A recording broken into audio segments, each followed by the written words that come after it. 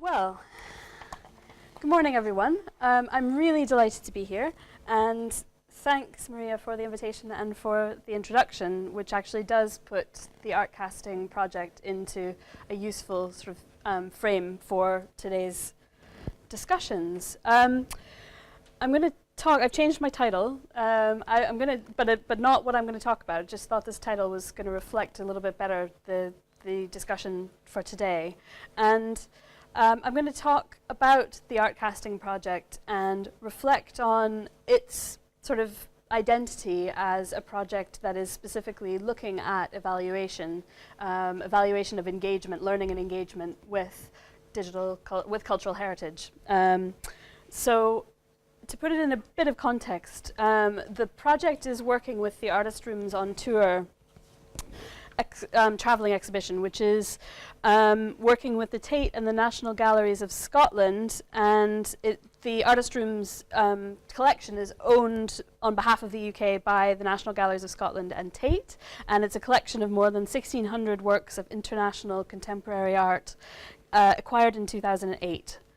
So the collection is shared throughout the UK in a programme of exhibitions organised in collaboration with local associate galleries. And what's sort of distinctive about Artist Rooms is that it's monographical, so each Artist Rooms exhibition is a single room with a single artist.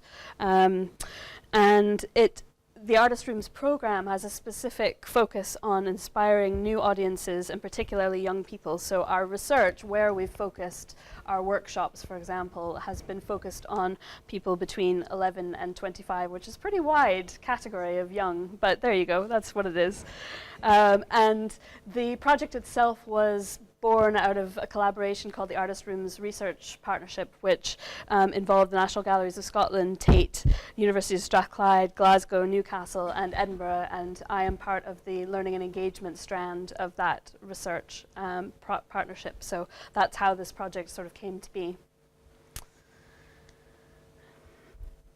So one of the things that's really important as underpinning for this project is the idea of thinking about the museum and the gallery space as a space of flows rather than as a fixed and stable space. So the project as a whole is taking a kind of mobilities approach to thinking about engagement. And I think that Falk and Dierking have put it quite well when they've said we should really avoid the urge to think of the museum experience as a linear process, cleanly divisible into contextual chunks. Above all else, and like life itself, the museum experience takes many twists and turns and defies easy pigeonholing. All of the contexts overlap and merge. In many ways, the visitor experience is more circular than linear. So some of the keywords that are coming out of this quote sort of inform and help understand what we're doing, coming from a perspective where we're trying to understand the experience of engaging with art, not as something that happens in the gallery and then you go away, but as a kind of mobile experience, which sort of links in with the development of a mobile platform, which is Artcasting.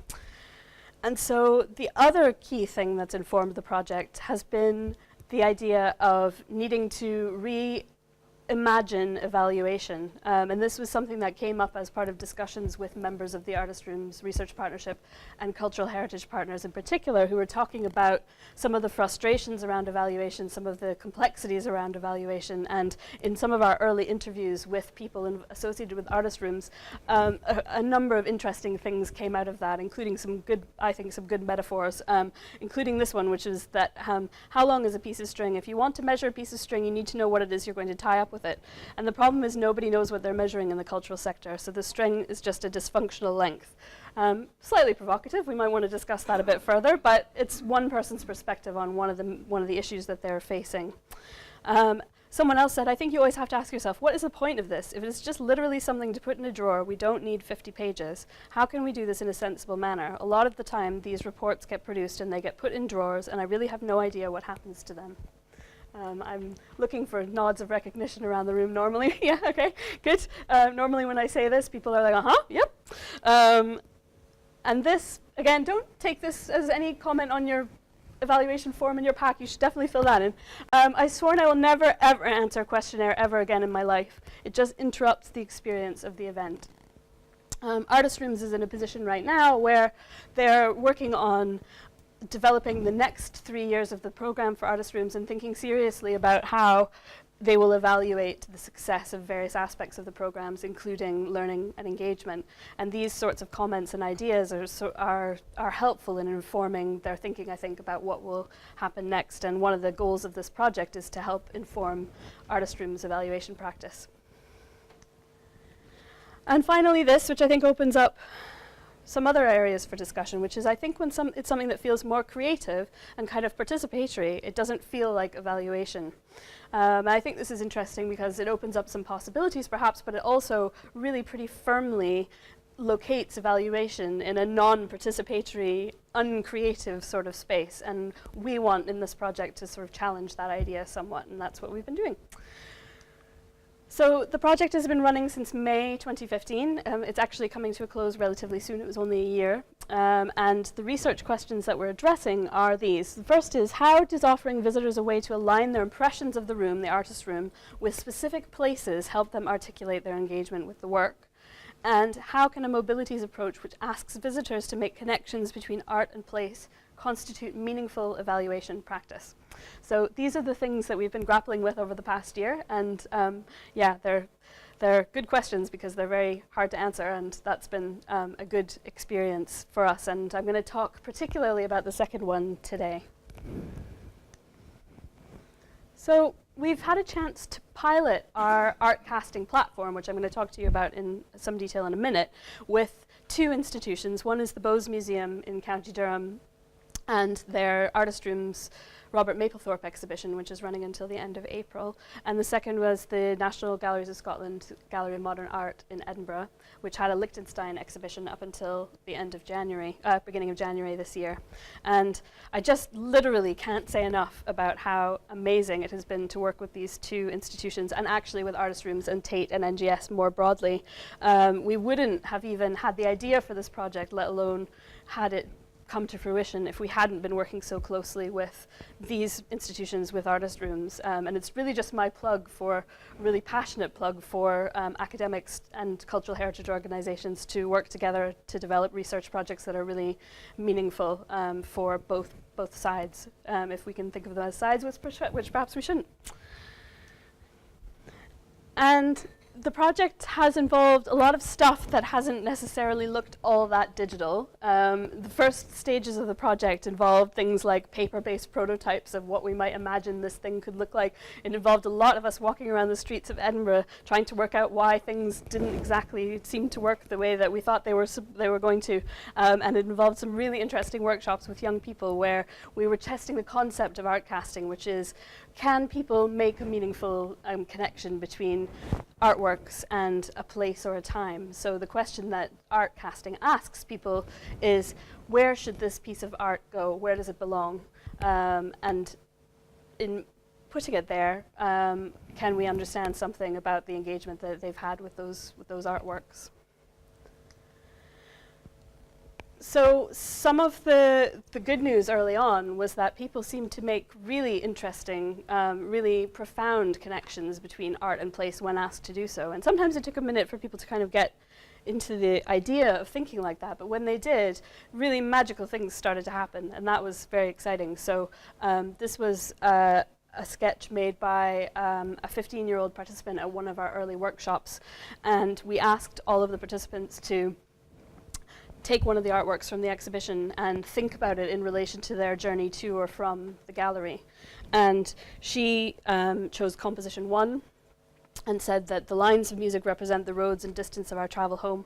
The notes are the sounds of the music playing and the way we talk to one another, and the colors and patterns are the interesting things we discuss. So it seemed like there was actually quite good, easy purchase for people on the idea of place in relation to artwork, and therefore we knew we would be able to get some interesting stuff to work with in evaluation terms. So very briefly, and I have some leaflets if people would like them as well that explain the Artcasting app itself, and you're very welcome to try it. And if you would like to try it, you don't have to go to the gallery to get access to it. Come and speak to me later and I'll show you this magical trick that lets you get access even if you're not in one of the galleries. But basically the process of Artcasting is you select one of the artworks from the exhibition, you choose where and when you want to send it. So you can send it anywhere in the world, and you can send it to the past or the future. And then you're invited to say something about why you've chosen where you've chosen. And then on the map, you're able to see and interact with other people's artcasts in various sorts of ways and understand how other people have engaged with particular artworks in relation to space and time. And finally, and this is the kind of real technical hurdle for this project, but also I think one of the most exciting things about the project, which is if you have the app on your device and you go somewhere where an artcast has been sent to, you will get a notification that says you have received an artcast, and you will be able to revisit that artwork, either your own artcast or someone else's. And so it extends the experience of the exhibition in time and space well beyond the boundaries of the exhibition and the gallery itself. So that is a gallop through how it works. And what's been really helpful and useful for me in thinking about today was to think about the artcasts themselves as digital resources. So what are these things, and how are they useful to other people who might be engaging with the exhibitions as visitors, but also how are they interesting and useful to the museums and galleries as digital resources. So this is a map that shows some of the artcasts that have been sent so far. And I'm going to show you a few examples of the kinds of things that people have been doing with the app to give you a feel for the sorts of questions that are emerging for us. And then I'm going to talk about how we're going to try to evaluate that or use it as a form of evaluation. So even from our early tests of the app, we were getting a real variety of things. This was a really young boy who came to one of our early testing things and sent the wall explosion to Ronaldo because Ronaldo is an explosive football player. Crash reflections on the crash was sent to someone's childhood home because it reminded them of a treehouse that my brother and I built one summer in the woods by our house. Ramshackle and held together with string and rope, we were convinced it was the best house ever built. It crashed to the ground within an hour of completion. From the app itself, we have been getting a really interesting variety of things. This is one of my favorites. This was sent by a member of the European Parliament who happened to be at the launch of the Maplethorpe exhibition at Bowes.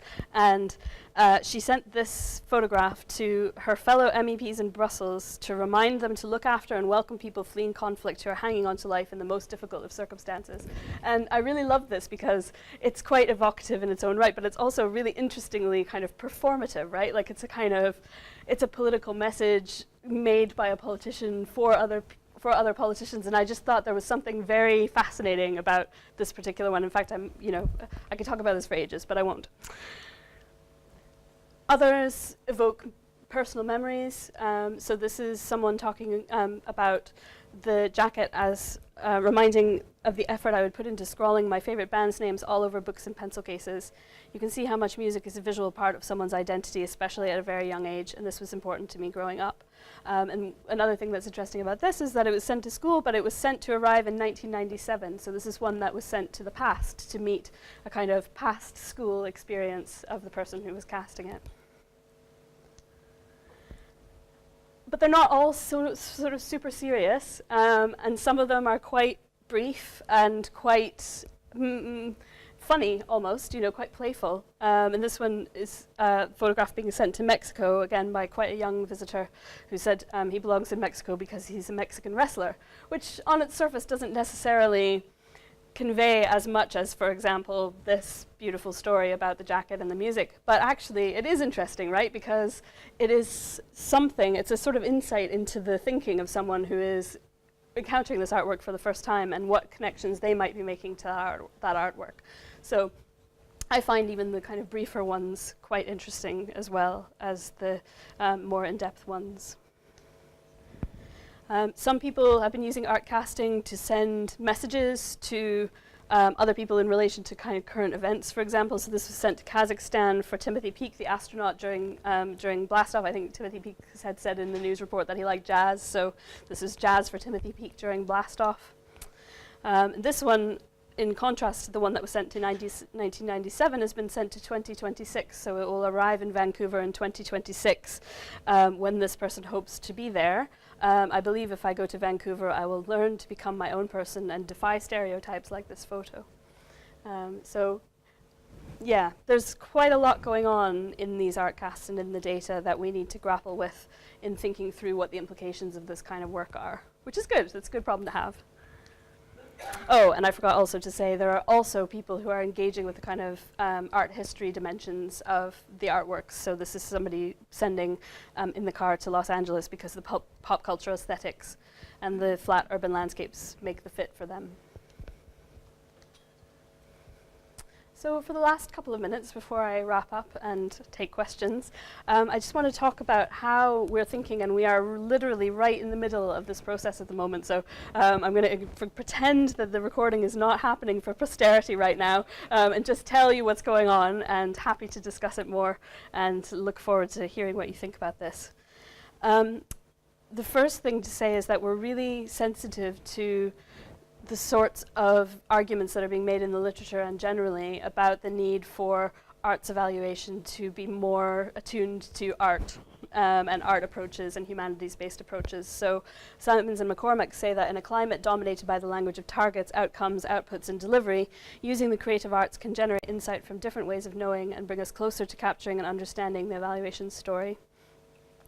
And Belfiore and Bennett have written a lot about this kind of stuff, and they've said that a fruitful arts impact research agenda is not confined to the demands of an instrumental rationality. It takes a critical approach that aims at open inquiry of the problems, both theoretical and methodological, which are inherent in the project of understanding the response of individuals to the arts and trying to investigate empirically the extent and nature of the effects of the aesthetic experience.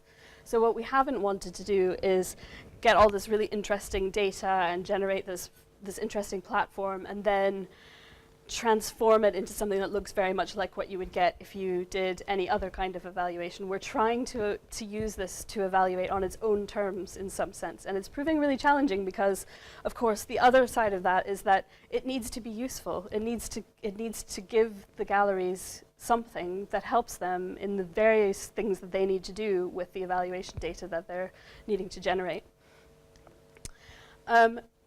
I spent some long mornings, interesting mornings, in the National Galleries of Scotland, Modern Art Gallery, helping people try Artcasting and letting people know about it. And there was this video on the loop that repeated every 10 minutes that was Liechtenstein and people talking about Liechtenstein. And the first few times I didn't hear this, and then suddenly I heard this, and I thought, oh, right, this is what Artcasting is about. He said, I think people mistake the character of the line for character of art, but it's really the position of the line that's important, or the position of anything, any contrast, not the character of it. So again, this is helping us to kind of keep close to the idea of a mobilities approach to engagement by trying to keep close to that mobilities approach in relation to evaluation. And so at our last deep day, which was about a week ago, I think, we were talking about the different routes that we might imagine for Artcasting, which include people's movement through the gallery, demographic routes, so understanding where people are coming from as individuals. The trace route, which is just sort of shorthand for talking about all the kind of material infrastructure that underpins the digital engagements that are taking place. The app itself and how its development has kind of informed our thinking about Artcasting. The imaginative routes that people are taking as they're making connections between art and place. The dashboard, which is what I'm going to talk about in a minute, and how its development is kind of giving us stuff to think about. And importantly, as I was saying before, the way that re-encounters might actually problematize the whole project of evaluation.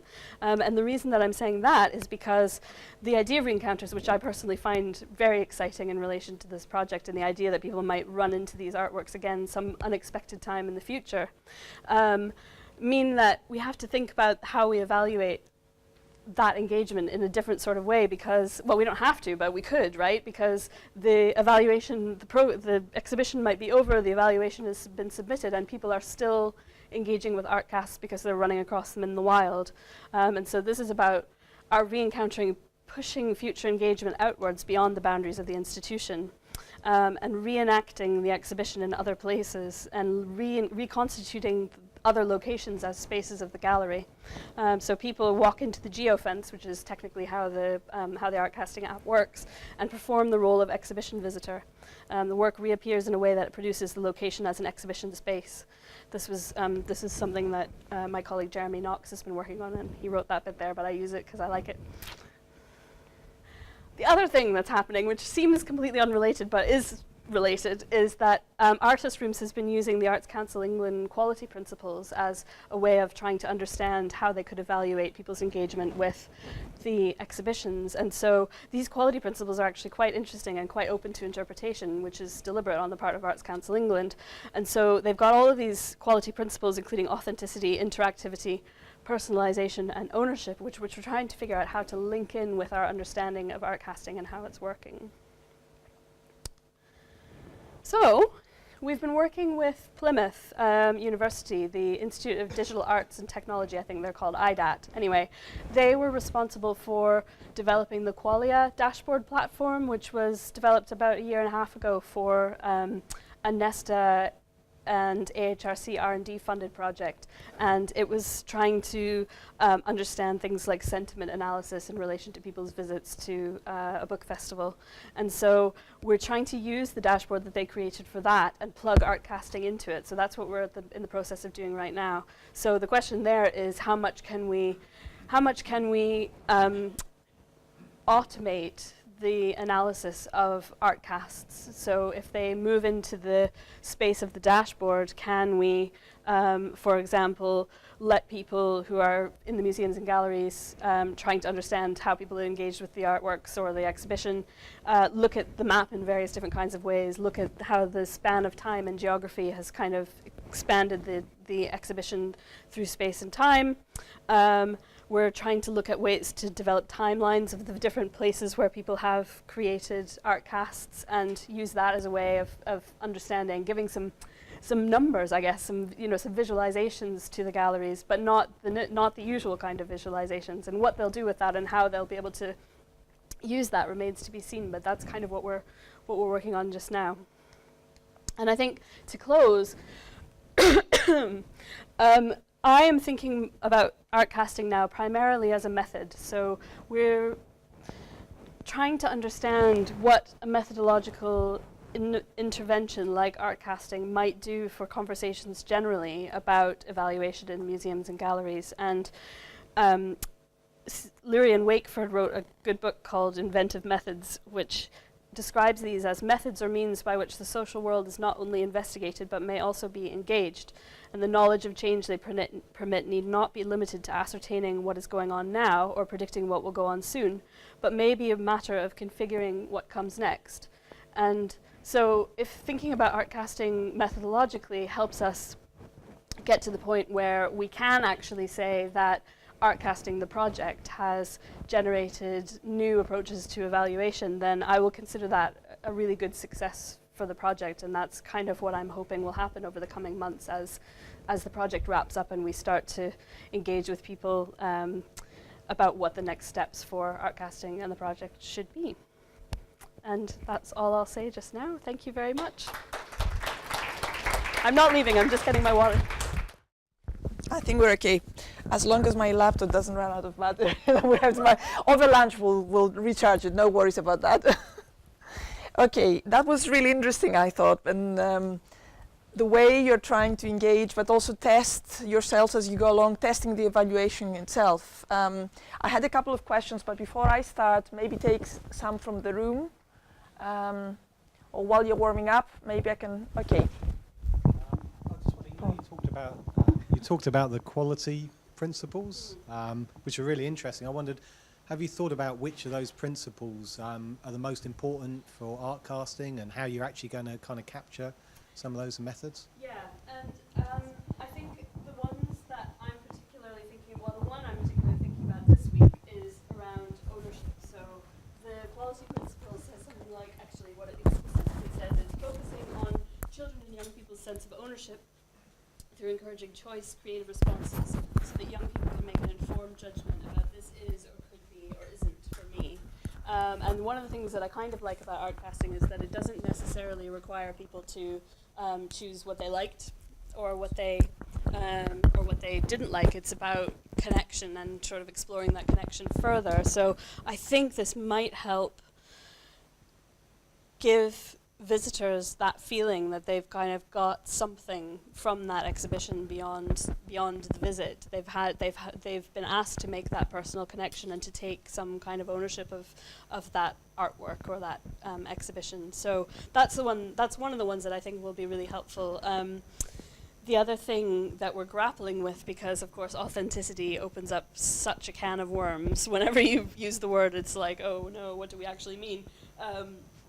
But this is about real and meaningful artistic experiences in galleries and museums, and I think there's something potentially real or authentic about that, again, that personal connection with the artwork that generates something new for people in their experiences. So those are the two at the moment. We certainly won't try to do all 7, but we think we might try to find ways of visualizing whether the Artcasting data, for example, if we're going to do some textual analysis of the Artcasts, can we learn anything from people's use of words related to desire, for example, want or need, or those kinds of words? Will they give us some kind of insight into how people are kind of owning those artworks? So.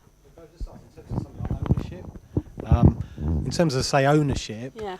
so as a quality criterion, how would you imagine that you could actually measure that? So what sort of metric would you be using to kind of quantify ownership? Well, I think, again, there's a couple of ways this might work. One could be that if we're looking at how people are relocating artworks and why they're relocating where they're relocating. So we've had people, for example, send Artcasts where they've said, I want to hang this in my flat in Brighton because I want it there. And those kinds of Artcasts actually do express something of that kind of sense of ownership that I think if we could find a way to visualize those together would be really powerful for the galleries in terms of understanding whether people are actually connecting to the works in those kinds of ways. Thanks.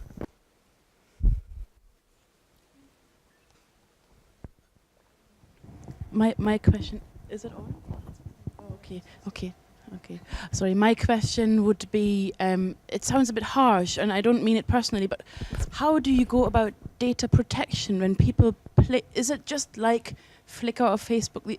Do we just kind of ignore the fact that a public body now wants to evaluate information that people have just made in terms of very personal information they've provided? Or is there a little disclaimer with the app, or how does it work? Yeah, so there is a little disclaimer with the app which says at this point, because the purpose of the project at the moment is to research new ideas about this sort of stuff. It's not intended yet as a kind of a platform that is just available anywhere. But so at the moment what it says is this is part of a research project conducted at the University of Edinburgh. Your data will be used for the purposes of research, and visualizing this data is part of what we're doing. I guess what might be interesting, and which I didn't say, is that the app will collect a small amount of personal information from people. So it's asking people for their age and also their postcode, but you don't have to give it. And it's that information is never displayed on the map or anything like that. It goes into the app, but it doesn't come out the other side for anyone to see publicly on the map. So we think we've addressed the data protection issues in relation to this phase of the project. When Artcasting moves on to a second phase, for example, if we're going to do more with the app itself, we'll need to think about how we reframe that for the purposes of using it, not just specifically for a research project.